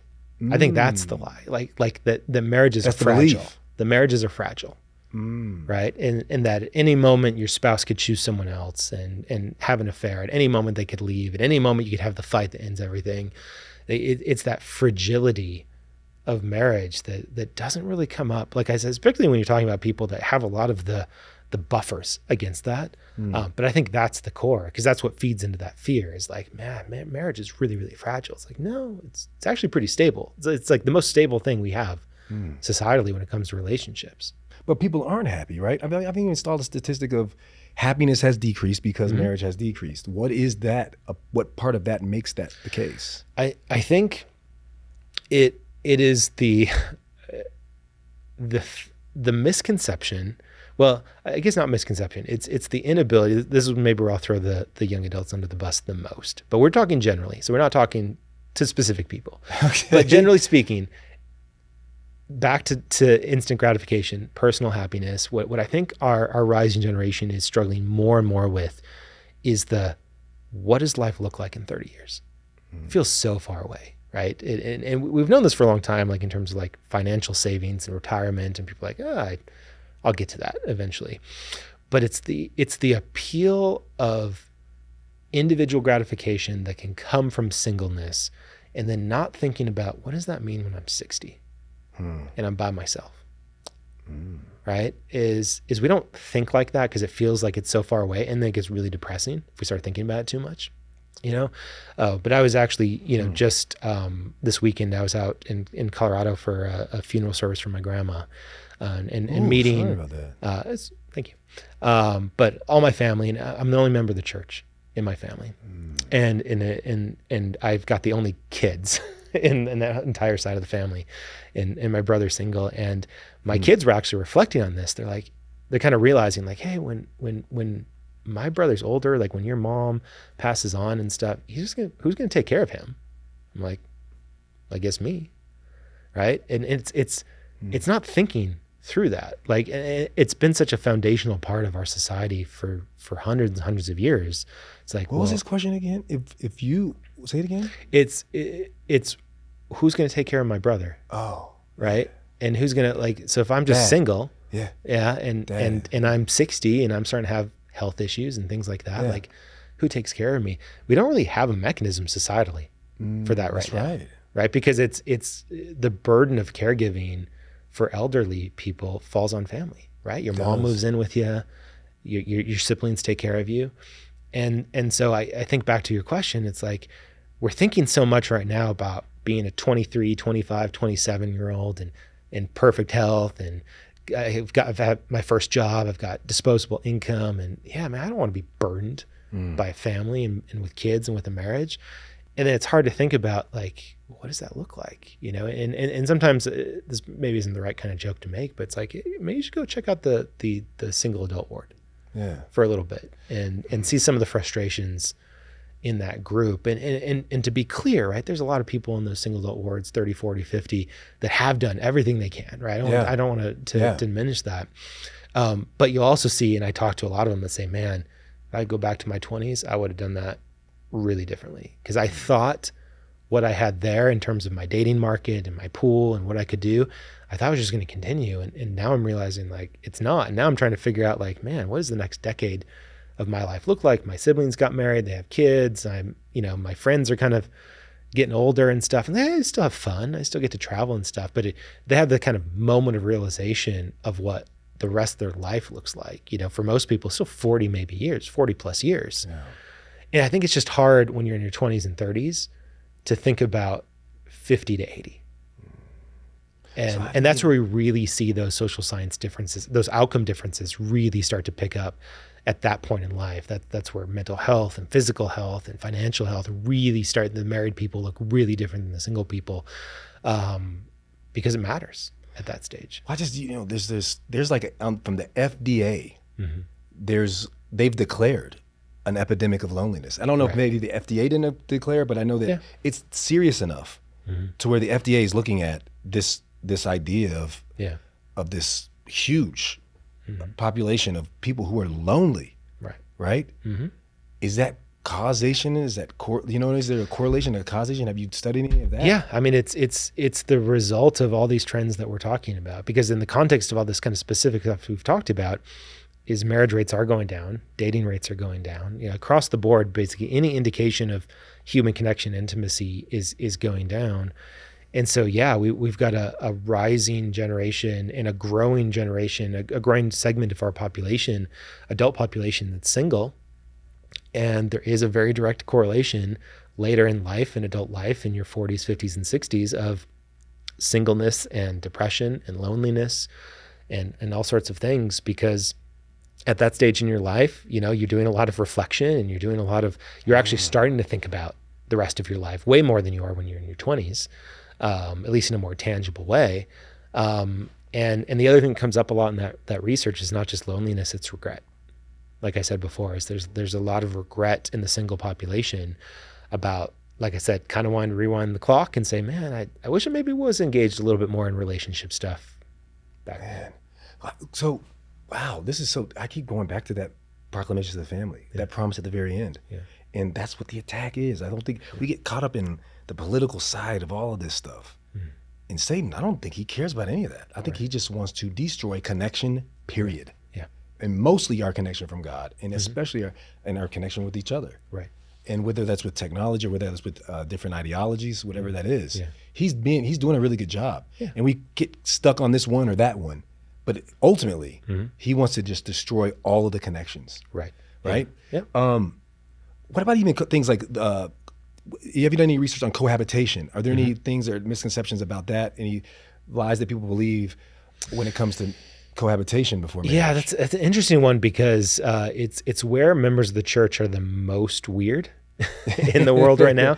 Just because as marriage rates have gone down, as marriage has gotten delayed, average age of marriage now is about 30 in the United States. Now the 20s for most non-religious people, the 20s are the decade of cohabitation, and it's not connected to marriage anymore. It used to be connected to marriage. Those of us are old enough to remember Friends, and there used to be this kind of, Monica and Chandler are living together because they're going to get married eventually. Now, for young adults in their 20s, it's just what you do. You date, you move in, you have a couple cohabiting partners. What's interesting about the cohabitation research is that it's been very clearly linked to an increase in divorce rates. Really? Eventually. And the reason for that is that what we find is that people that cohabit, that live with their dating partner outside of a marriage, they end up being less committed. Because what I'm teaching myself is that I try it out, and it ties into what we said. If I'm ever not happy, what do? I just leave. And if I've done that 3 or 4 times in my 20s, where I've moved in with someone, we've dated for 3-4 years maybe. Well, it's saying I'm not really sure if I like you, so let me try it out. It's like, that's how the conversation. That's how the. Right. Is that kind of what I'm understanding? Yeah, exactly. And so then, even if I get married, even to a completely different person, you kind of taught yourself that idea of like, if I'm not happy and we're not getting along, then I just move out, because I've done that already a couple times in my life. Are there any other gaps that you would consider that we should address that we missed? I think back to the digital world. I think it'd be a little disingenuous to not at least mention pornography as part of this conversation, just because it's another thing that's so prevalent right now in our rising generation. It's another thing that feeds a lot of these myths that we talk about. A lot of times upstream. Because I do a lot of research on pornography, a lot of presentations on pornography, and sometimes I have to help people understand, like, particularly in church culture, like, yes, pornography can lead to addiction and mental health problems and stuff, but that's not the main problem of pornography. The main problem of pornography is the scripts and expectations it creates around human intimacy, because it's one more medium now that is teaching, particularly a lot of our young men, but a lot of our young women too, that I should get what I want whenever I want it. That's the version of intimacy that pornography just displays, right? It's a partner that's always willing to do whatever I want. And so it's one more thing that feeds in to this mentality that relationships are about me and about what I want. And it's why it causes so many intimacy problems in marriages and relationships. When someone has a history of pornography, it's not necessarily because of addiction and mental health. It's because I've spent maybe 2 decades of my life viewing pornography, and the message I keep getting is, why are you not willing to do whatever I want whenever I want it? So it's the mindset, is that what you're understanding? Mm-hmm.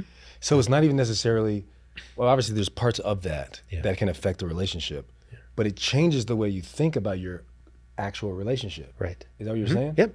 And so I bring that up because it's one more thing, right? We kind of stack everything next to each other. It's like, okay, so porn's telling me that it's all about me. Social media is telling me and feeding me reels that are all customized and personalized. And my parents are telling me, hey, you better go to college and get a job because it's all about you. And hey, if your spouse ever leaves you, you need to make sure you take care of yourself. So it's this whole smorgasbord of culture that says it's about you, it's about you, it's about you. And you should be fearful of anything that can make your life harder. And now go try to date. Yeah. Wow. But see, today is different. I feel like back in the day, when it comes to pornography, you used to have to, go to some separate place. You had to get a magazine. Yeah. And right now, it's in the form of, it's just in your news. It's just in your feed, right? Yeah. It may not be as explicit that way, but I just feel that there's some forms of it, right? Just soft or whatever the relativity of it is, right? Yeah. And we don't even realize it. We don't even know that that it's affecting our thinking, the way we think about the world, right? Yeah.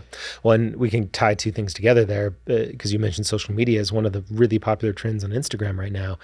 Is not explicit pornography, but certainly kind of more softcore AI image generation.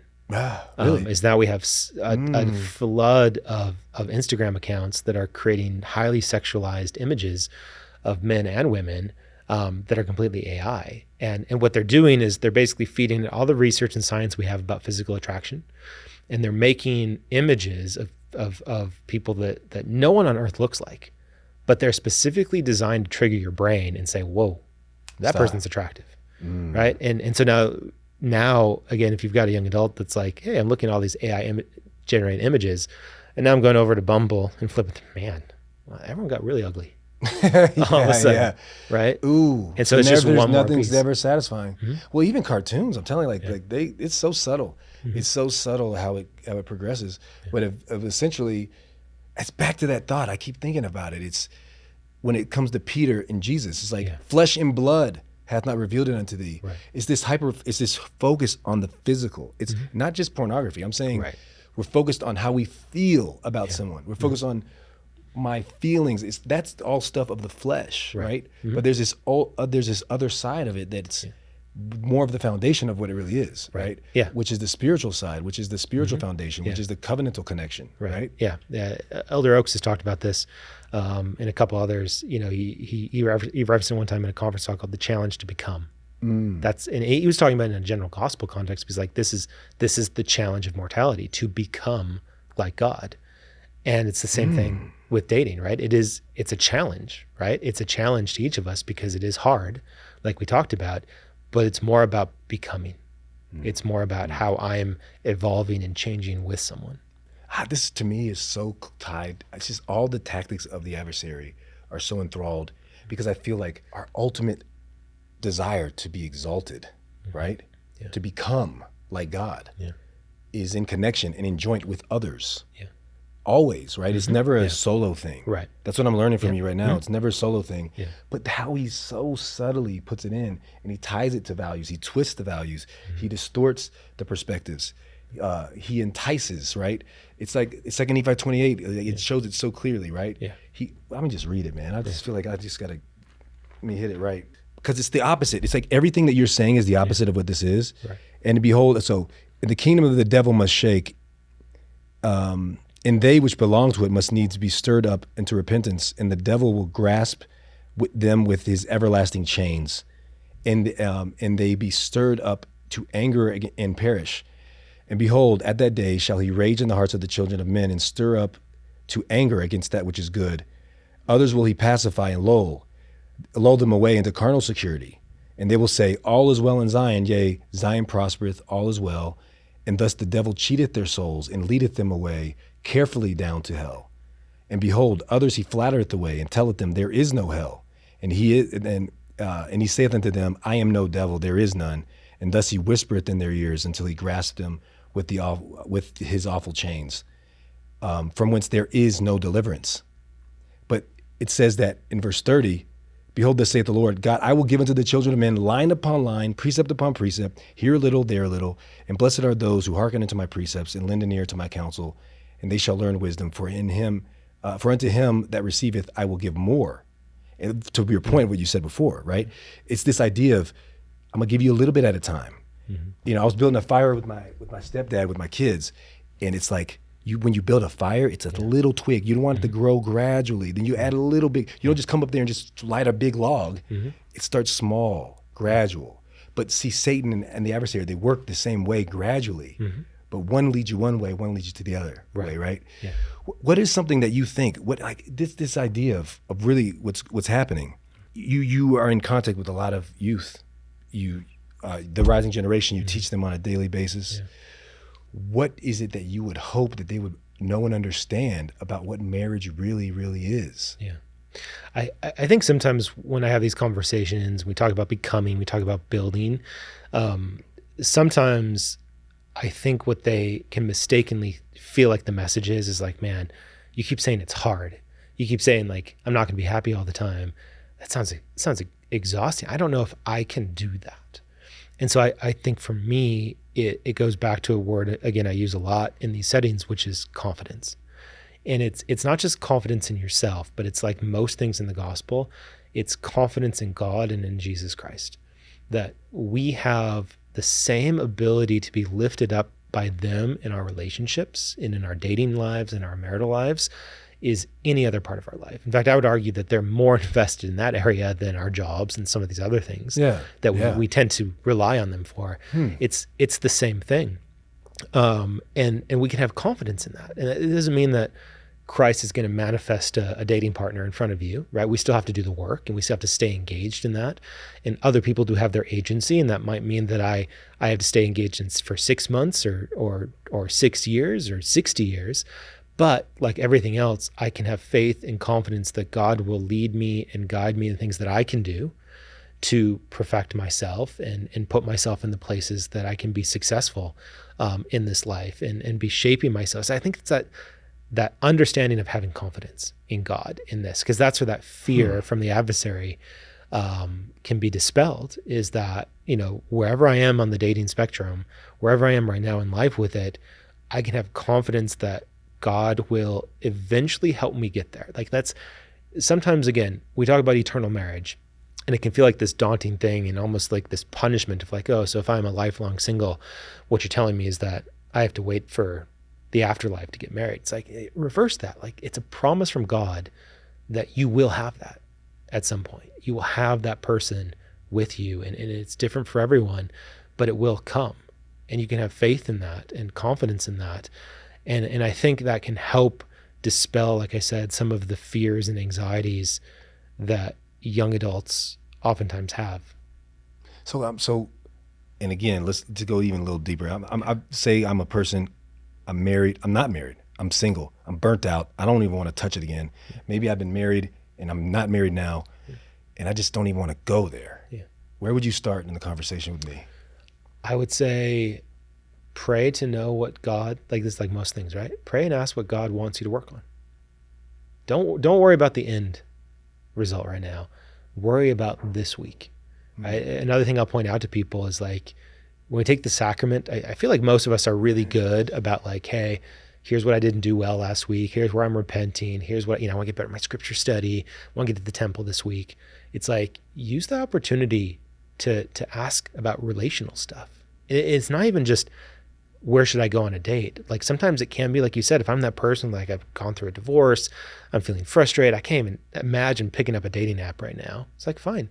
But you can still ask God, like, what can I work on relationally with people in my life this week? And have confidence that he will tell you like, hey, I want you to learn how to listen this week a little bit more, right? Or the Holy Ghost might teach you like, hey, I need you to work on charity.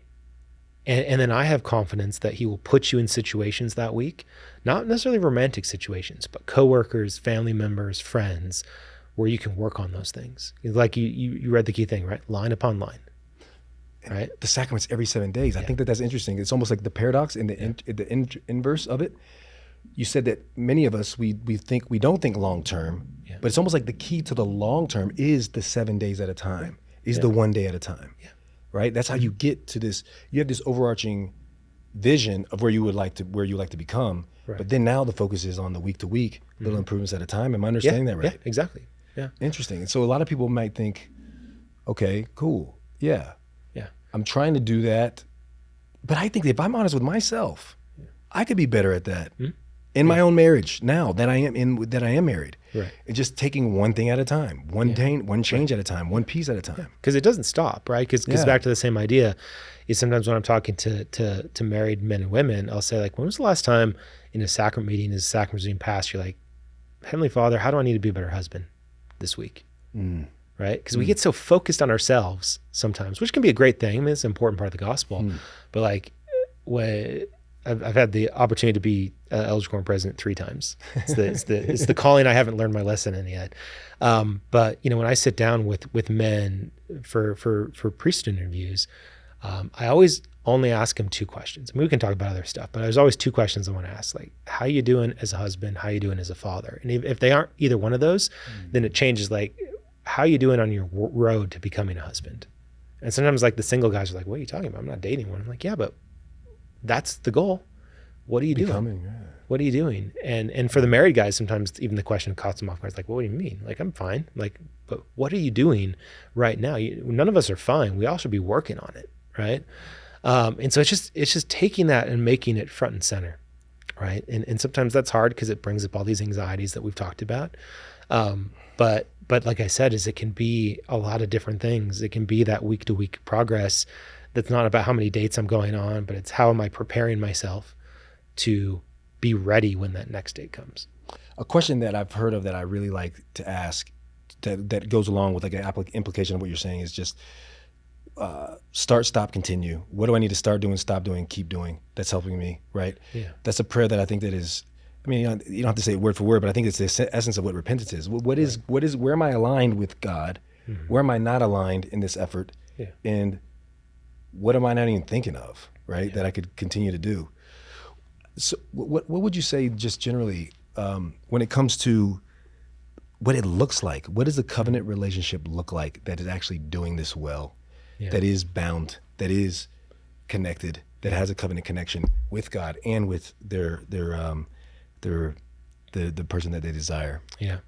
I think it's important to start with what it doesn't look like. And part of it is what we've talked about a lot, which is like, it's not a perfectly happy relationship, right? Yeah. It's also not a relationship that is perfect process-wise. What I mean by that, it's not a couple that's never fighting, that never raises voices, that is, it's not this like perfected versions of a celestial eternal marriage. I think it comes down to a couple core principles. One I already mentioned before, which is commitment. All of our research on healthy marriage tends to start and stop with commitment, meaning that people, and by the way, I guess I should define that, because I think this is a situation where the academic definition actually is really helpful about like, well, what is commitment? Yeah. Commitment is the rejection of alternatives. It's when I actively choose to not do something else I could, right? That's when you're committed to something. Even, by the way, if that other alternative is better than what I have. I choose to reject it. And so basically what our research says in a healthy marriage of any type is that it requires two people that do that daily, that I choose to reject other alternative people, which forces me here, right? It forces me in the moment. It forces me to confront and deal with and talk to you about our problems, rather than say, you know what, I don't want to deal with this, I'm out, mentally checking out, physically checking out, leaving the relationship. It's got to start with that internal decision to work on this no matter what. Now, obviously, to be careful, there are exceptions about abuse and violence and stuff like that, right? But in most cases, right, those are pretty rare situations. In most cases, we're talking about, conflicts and fights and personality differences and things like that. It has to start with commitment. And then I think you start going, again, I think Proclamation's got some really key things, right? Another huge one is equal partnership. Right? That there has to be this sense that we are working together as equal partners. And I think you've seen Elder Suarez just a couple of years ago gave a great talk in conference about equal partnership. And I think I've heard more about this from General Conference from our church leaders, because I think they understand in today's world that having two people that are actively working together is really key, right? This isn't about a male priesthood holder that's making all the decisions. It's about both people truly building and working and making decisions together. And there's a lot of things underneath that, like that's where good communication and conflict resolution come. But I think it starts at the core with this perception that we are equal partners, that we're building something together. And then I think the third piece, if I were to create a little triangle, it goes back to the scriptures back in Genesis. It's about true cleaving, right? Because that's what we're commanded to do, is cleave onto your spouse. And I think you can take that idea of cleaving to mean a couple different things. I think it speaks to healthy intimacy in a relationship. I also think it speaks to emotional cleaving, right? That back to the Savior, right? Mourn with those that mourn, right? That's a commandment we have with everyone, but it's a specific key principle in my marriage. Yeah. When my wife is struggling, I need to struggle with her. When she's happy and joyous about something, I need to celebrate with her, right? So this element of truly coming together physically, emotionally, spiritually, while we have this joint vision of equal partnership and while we're fully committed to each other, you hit those three things, most of the rest is going to come together. Well, can you imagine what the world would be like if this actually happened, where an individual, where you allow God to mourn with you when you mourn, to comfort you when you stand in need of comfort. You're coming to him for your real needs, and then you emulate that to others in your family. Right. And then those families emulate that to the world, right? Yeah. Can you imagine what the wards would be like if that happened on a continual basis? Right. You know? Yeah.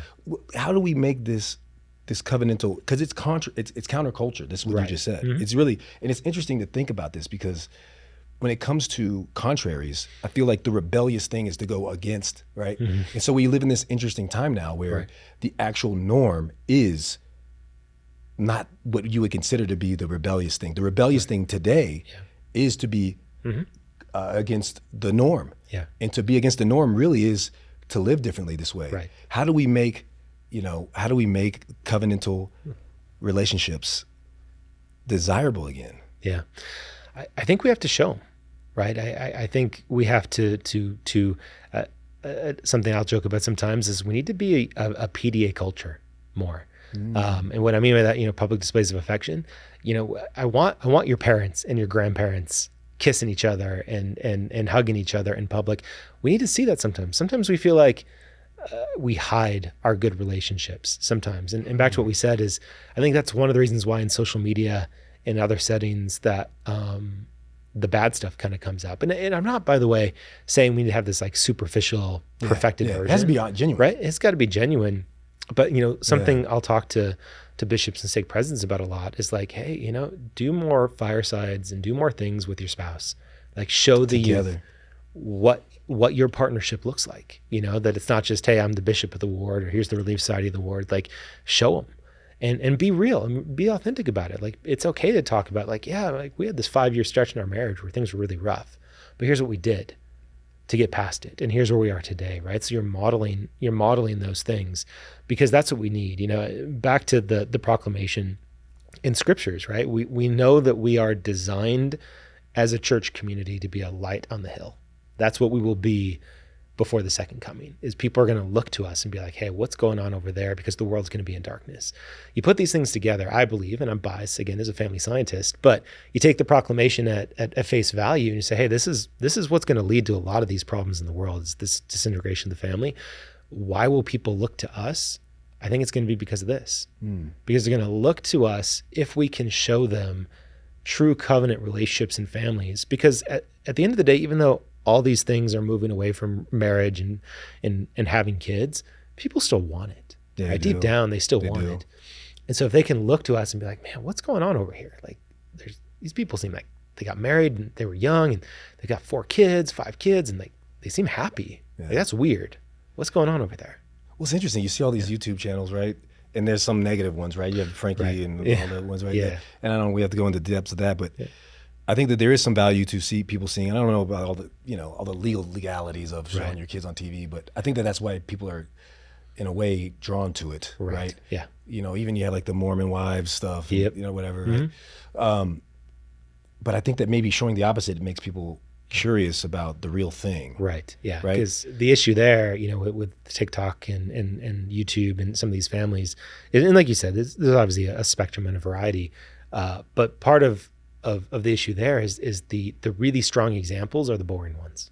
So they don't get as much attention, right? Sometimes some of them do, though. Some of them do, yeah, and some of them rightfully do. But I think, again, you go to your average ward, and what sometimes we miss, and I see this as a convert to the church, it's like there's so much familial strength in your average ward in terms of like strong marriages, great parents, good kids.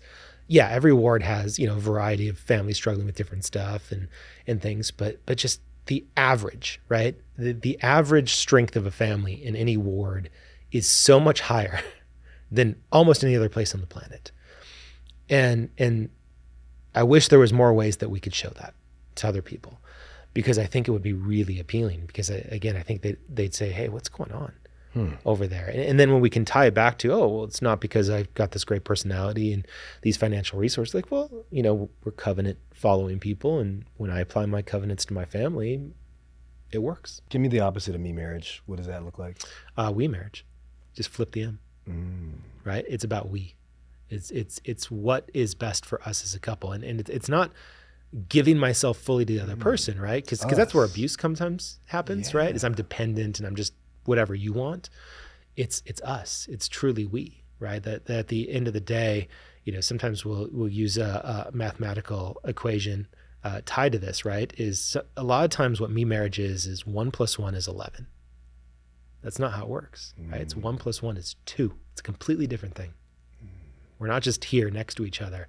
We're a completely different entity now because we're focused on together and what we are together. That's powerful. Why does it feel like we're doing everything right, but we still feel alone? I think the adversary wants us to feel that way, right? We have to accept the reality that he is constantly trying to make us, right? The scriptures say, miserable like unto himself. And why is he miserable? Because he is eternally alone, right? That is what his state is forever. He is eternally alone. He wants us to be like that. He wants us to feel that way. And so he'll use everything in his power. And we've touched on a lot of things, pornography, social media, our own fears, our sense of self-worth, that even if we're doing everything right, he wants to tear us down. And it's why it's a constant battle. It's why it has to be a constant push, right? Back to the iron rod, right? There's this big spacious building. There's the mist of darkness, right? I have to go, one hand over the other all the way to the tree of life. And it's a constant thing. The second I let go, then I'm going to start wandering. I'm just thinking of the temple, right? All the covenants you make in the temple, right? When it comes to, the law of obedience and sacrifice, all tied to family, right? Yeah.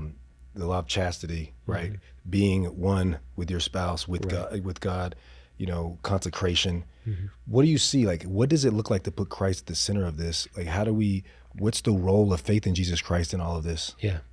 I'm going to borrow from Elder Bednar here because I think most people have probably seen this, but it's still one of my favorite talks on marriage. Marriage is essential to his eternal plan. He probably gave it 20 years ago now, but that's where for the first time he showed Christ and then a husband and wife in this triangle. And he pointed out that as both husband and wife try to be Christ-like, and they try to show and implement these Christ-like attributes in their marriage, so they're drawing themselves closer to Christ, they also get closer together. And I think that's what it looks like we said, is Christ is at the center.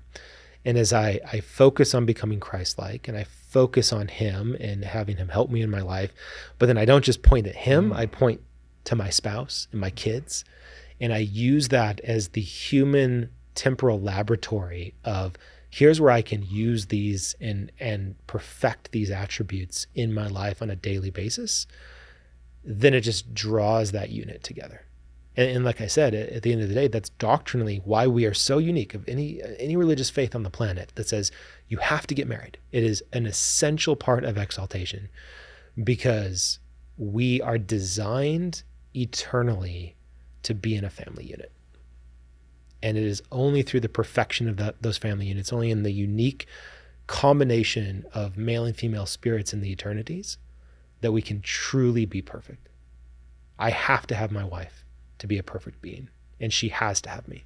To be whole, to be complete, to continue to make more people who could have the potential to be whole, to have the potential to be complete. And by the way, as soon as I understand that eternally, it actually adds another completely different wrinkle to marriage, because now I look at my wife and say, she has things I will never have. I need her. Of course I want to fight for it. Of course I want to be committed, because she has things and strengths that I will never have. And I have strengths that she'll never have. So we need each other. She has strengths like what? I mean, well, so now we're getting to kind of those. I do know. I know a few, but for people who may be thinking, well, what are those strengths? What would those be? Well, now we're getting to that eternal divine nature of gender, right? Is that, we talk a lot about Christ has, perfect male and female traits, and we're asked to be perfected. And so, there's certain divine attributes of my wife because of her eternal feminine identity that I need in my life. And then there's things about my eternal male identity that she needs in her life. And so it's only in that eternal union of those two distinct identities that we truly are perfected. How they come together. Mm-hmm. And to me, godliness is not, again, of the flesh. Right. Right? I think we'll be resurrected I believe we'll be resurrected in our perfect bodies, right? Yeah. But our divine attributes are eternal, they're spiritual. Right. Christ's attributes are not, do you understand what I'm saying? Mm-hmm. And I think that's interesting to think that in our physical bodies, we have different attributes Right. that strengthen our spiritual attributes as we interact together. Right. I've never thought about it that way before. Yeah. Well, so what would you say? You've done a lot of research. You've had research on this particular demographic, right? The rising generation. Yeah. A lot of people give them a hard time. Gen Z, in fact, they've even had a study that recently came out how they're coming back to God, right? What would you say about this generation? What do you think that they're headed, this new generation, when it comes to love and marriage? Yeah. I think, back to what we talked about. Maybe change that maybe. What gives you hope about, what gives you hope about them? Yeah. I think there's a couple things. One is, again, piggybacking off our church leaders, is we have prophetic teachings that tell us that the people coming to the earth now were specifically chosen for this time. And I do think that's important because it tells me, and should tell them, that they have all the eternal talents they need and gifts that they need to navigate this. Every single one of them. Right? That's not just some of you are good. Some, like all of them have everything they need to figure it out. So I think that gives me hope. I think the other thing that gives me hope is that despite everything that we've talked about and all the influences and things pulling against them, the pathway is not complicated. This isn't a 27-step process of like, okay, you got to do this, right? Is another allusion in all books of scripture that I really like is God's path is straight and narrow. And it's the same thing here. And it's another thing that gives me hope, right? Is that, you have to shun culture, right? Which by the way, people that are covenant gospel living people have had to do for almost all human history. We've been this weird little blip, I would argue, for a generation or two, where Western culture was kind of rooted in Christian values, and the church, the restored gospel was kind of not that different, from culture in a lot of ways. So we could kind of go with the flow. But if you look at like Joseph Smith, Restoration, look at Israel, look at the Nephites, right? We have never been super popular. Because we've always had to make some hard choices. And so even though there's that piece to it, like today, young adults have to make some hard choices to be very different than their cohorts and very different than most people they see. After they make that choice, the path to happiness and strong family relationships, it's a lot of the basic stuff they know how to already do. And so it's not super common. It's just implementing the things that you know how to do already in your marriage and family life. And so I think that can give a hope. Bringing it back to the fear of divorce, right? It's like most of you, if you make these choices and you're Christ-like and you're trying to live up to your covenants, you're going to be fine and you're going to be happy, and your life's going to have this core of strength to it that feels out of reach sometimes, and it feels super complicated, but it's not. It's a straight and narrow path. Yeah. Let's go back to that young man, young woman. You talked about the two different roles, right? Anything else you would want them to know or understand? Anything you feel inspired to say as we wrap this up? I think back to something that I mentioned before, right? Is back to President Nelson and core identities. I think there's a reason he's emphasized that to our young adults, that there's so many labels, right, that you can put on yourself. So many labels that the world and culture would say that define who you are. And so I think it's easy to lose track of those core identities as a disciple of Christ, son or daughter of God. And that if you hold tight to that and allow that to motivate you to make some of these hard decisions that we've talked about, I think that can be the pathway. That can be the starting point, right? So if you're sitting here listening to this and you're like, I don't know where to start, like you said, I think maybe that's the very first place to start, is to like go back to who you truly are. And let go of all the other labels that your friends, your family, social media, the world wants to give you, and start with just those core things. I want to second witness to that. Back to Peter. He did not know who he was. He started to begin to know who he was once the revelation came about who Jesus Christ is, right? Yeah. And thank you for coming. Thank you for sharing your wisdom. Hopefully you come back again sometimes to share some of your other stuff. I know what he said is true. And you don't have to take our word for it. It's up to you to go to God and find out for yourself. This is Stephen Jones. This is Let's Get Real.